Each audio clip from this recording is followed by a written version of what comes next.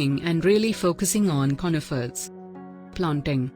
Spring and late summer, when temperatures are cooler and precipitation more bountiful, are the best times to establish conifers, to lessen happening of water misfortune from the tree.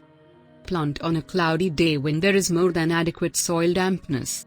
Most conifers grow best in full sun, yet a touch of evening conceal is best for the bantam conifers in blistering southern zones. Soil. For most conifers, somewhat corrosive soil that is loamy and all around depleted is great. Except if the soil is extremely compacted or so light and permeable that it holds almost no dampness. You won't have to add natural matter. Assuming soil waste is a consistent tissue, consider making a raised planting bed that has been corrected to work on the soil. Water. Persevering care is basic from the hour of planting until new roots are laid out.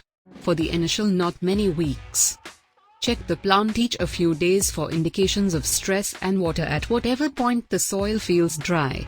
When the roots have grown out into the encompassing soil, which by and large takes around 3 to a half years, the plant can be checked less much of the time. Laid out plantings need supplemental water just during times of delayed dry spell. How much water will rely upon the species and your soil type. Overall, water completely in the event that the top a few crawls of soil feel dry. Profound watering when required superior to visit, shallow watering. It's vital to take note that conifers don't show indications of stress as promptly as different plants. Fertilizing. Conifers are not weighty feeders and need just a yearly utilization of a general, complete nursery compost like the 10th of October 2010 or 1688, or a top dressing of very much decayed excrement. It is ideal to prepare in the late winter before the plants break lethargy, or in pre-winter before the soil freezes. Pests and diseases. Bark creepy crawlies are the most annihilating bugs to go after pines. They exist all through North America in both eastern and western forms. They will kill solid endlessly trees previously debilitated by different factors. The bark bugs support trees while building egg-laying exhibitions. The absence of a sap stream promptly kills the tree, the bugs move to neighbor-live trees, and the harm spreads. The Douglas fir tussock moth is a significant defoliator of genuine firs and Douglas fir in western North America. The hatchlings feed on the ongoing year's foliage, making it wither, become brown, and will kill or top-kill the tree.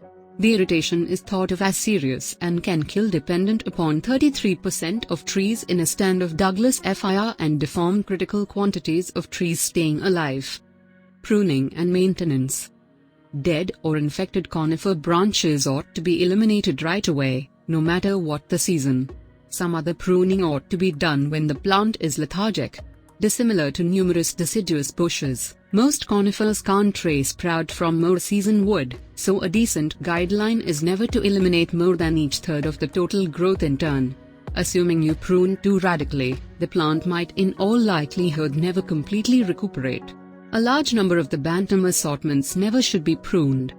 However, do see the value in a diminishing to permit air and daylight to enter the inside of the plant.